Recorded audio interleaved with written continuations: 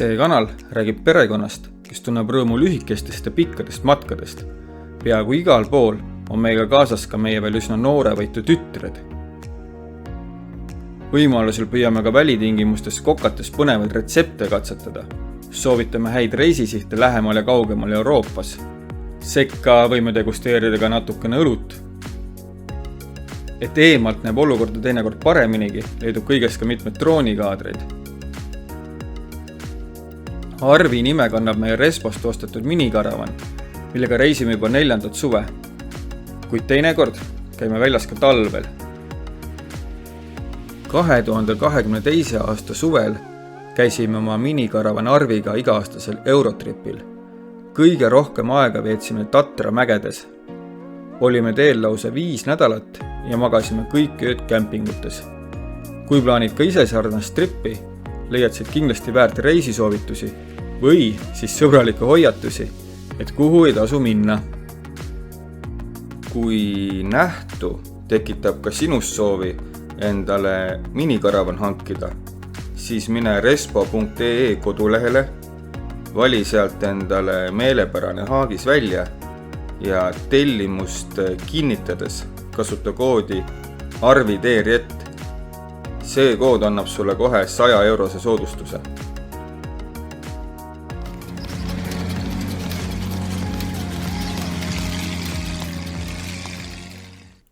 Kuigi Camping Modra Pharma oli olnud väga mõnus paik, et akusid laadida ja edaspidiseks reisiks jõudu koguda, siis oli aeg siiski edasi sõita ja kuna järgmine sihtpunkt oli Palatoni järv, siis ei hakanud isegi lapsed eriti sellele plaanile vastu.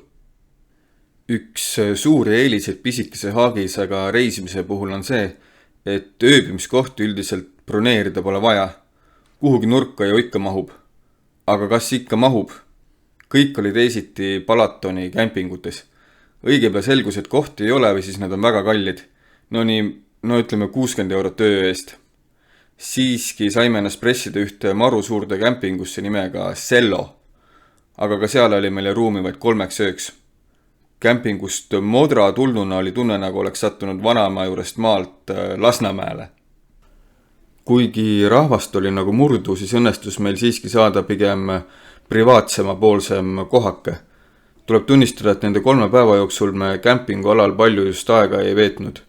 Kämping asus turistidele mõeldud linnakeses nimega Palaton Boglär ja tegemist seal jagus. Linnas oli kõvasti söögikohti, mänguväljakuid, klubisid, paadilaenutusi, poode ja ka üks üsna selline nukravõitu papagoide näitus. Vanem tütar pani mingi hullu, mingi kurjustas ja riides kõigiga. Võtsin väiksema plika kaasa, sest tulime siia papagoide mingisse majja, et ma olen kuulnud, et on Poolas väga popid, aga ma ei tea, siin Ungaris Palatoni ääres on ka, et ma ei tea, lähen vaatame, siin sees on siis. No lähme rahe. No mine edasi. Ma pole ise ka näinud, mis seal taga on siis. Kohe näeme. Sellised puurid. Selline värk on siin siis. No võt. Need Poola papagoi majad, seal on need lahtiselt nagu õrre peal. Võib-olla lähme Poola ka ikkagi tagasi veel. Vaatame seal papagoid ka üle. Et siin on need nukest väikestes puurides, et ma ei tea. Ei tundu nagu väga loomasõbralik, aga ma arvan, et rahele meeldib ja kes me oleme siin, et siin kohalikke kombeid hakata muutma kohe.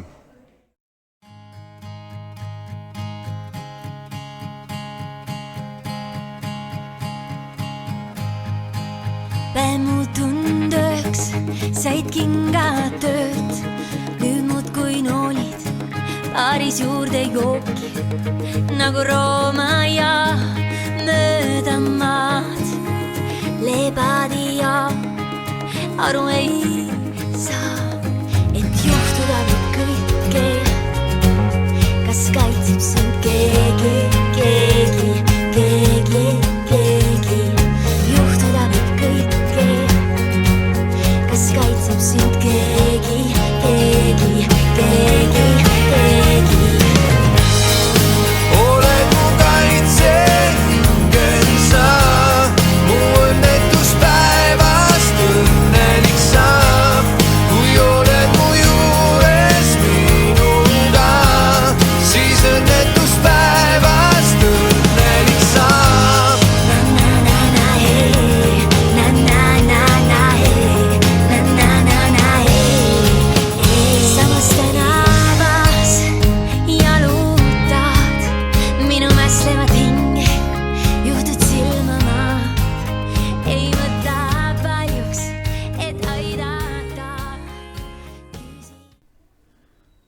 aga siis saidki meie 3 ööd läbi ja tuli otsustada, et mida teha. Olin kõik õhtud järjest guugeldanud ning ainuke alla 40 € maksev kämping, mille leidsin, oli nudistide oma. Leen oli vandunud, et sinna ta ei lähe. Aga kuna ka tema polnud valmis sooja vee äärest veel minema sõitma, siis otsustasime, et kui läks trumm, siis mingu ka pulgad. Nudistidele mõeldud kämping oli üpris selline, nagu ma seda olin ette kujutanud. Inimesed olid megapruunid, sest päevast päeva võeti päikesevanne, mängiti väljas malet, minigolfi, petangi, lauatennist või istuti lihtsalt ühes 2 baarist, mis territooriumil asusid, ja seda tehti loomulikult paljalt. Õhtuti oli kämpingualal tõeline valguse mäng. Tundus nagu iga seltskond püüaks naabrit oma LED-tuledega üle trumbata. Sellise huvitava nüansina tuli meile uus naaber ja tõmbas lahti mingi lindi, et tema nii-öelda maa pealt siis valdustest läbi kõnnitaks. Ja mis on lindi peal kirjas?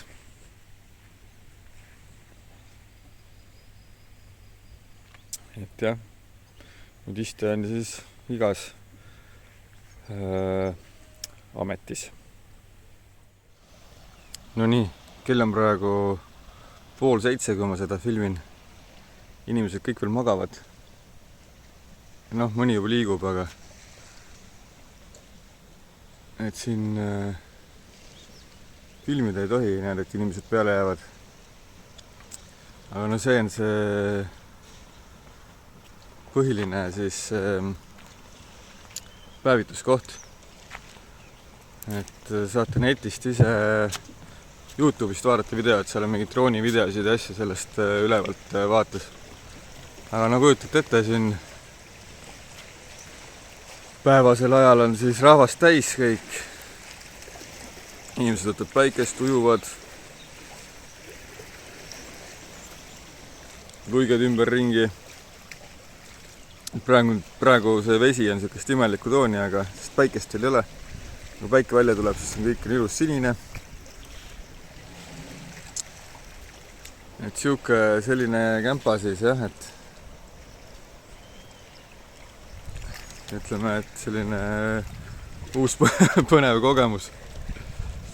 Aga tõesti, kõige soodsam, kõige vaiksem, võib-olla kõige puhtam see Palatoni-äärne kämping. No kuidas ma ütlen, julgen võib-olla isegi soovitada. Muidugi ei olnud me pidevalt koha peal, vaid käisime ka ümbruskonnas ringi. Aga enne kui räägin teile ühest põhilisest kohalikust vaatamisväärsusest, siis mainimist vääriks ka üks mõnus naps, mida kõik söögikohad ka pakkusid. Vahvavunt. Põhimõtteliselt, kui sa oled Ungaris, siis tuleb proovida ka palinkat.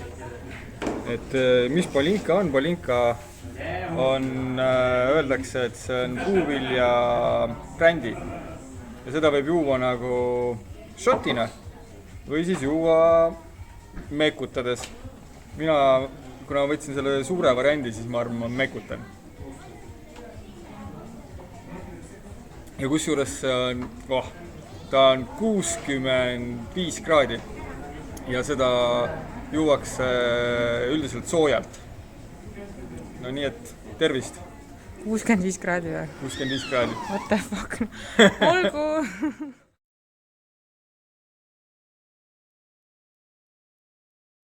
Kuna kuni lõunani oli, siis ennustas Ungaris siin Palatoni ääres siukest jahedamat ilma veidi. Ja peale lõunat on jälle 35 kraadi, aga siis enne lõunat tulime siia Heveisi termalspaasse. Et see on siis mingi looduslik kuumavee bassein selline. Saab näha, mis värk on siis. Näha siis veetemperatuur õues ja toas. Et 39 ja 33 kraadi. Ja õhkõues on siis 21 ainult praegu. Et siuke värk. Et no põnev. Selline päris huvitav mädamuna lõhn on siin. et jah, et sisebasseinid on, need on siin päris palju, aga kõik on nagu laias laastus siis sellised, et siia saab talvel ka tulla, et siin on talv otsa, on soe vesi. Vee sügavus on 2–38 meetrit. Ja no ustest välja minnes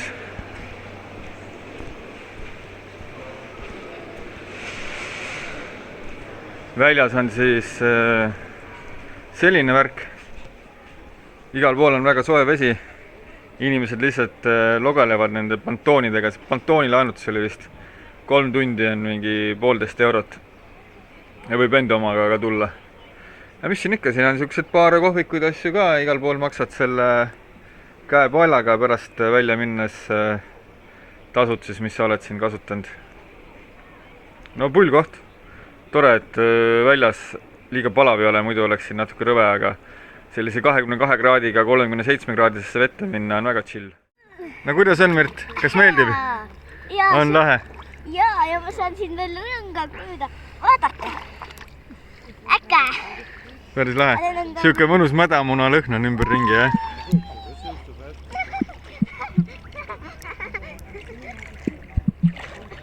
Isa, vaata, ma teen tõukamist, isa. Vaata. Vaata, ma kohe näitan. No tõuka. Ja nüüd ujud tagasi. Aga nende rõngaste eest tuleb ainult sularahas maksta, et mul ei olnud sularaha.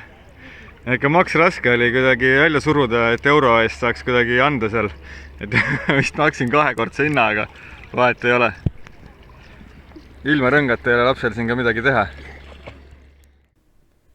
Peale suplemist läksime kämpingusse tagasi. Kui kellelegi tundub imelik, et me nudistide kämpasse väikeste lastega läksime, siis ka meil oli alguses kahtlusi. Aga kohapeal nägime, et seal oli päris palju ka perekondasid, kusjuures pered olid alates vanaisast ja vanaemast kuni siis rinnalasteni välja.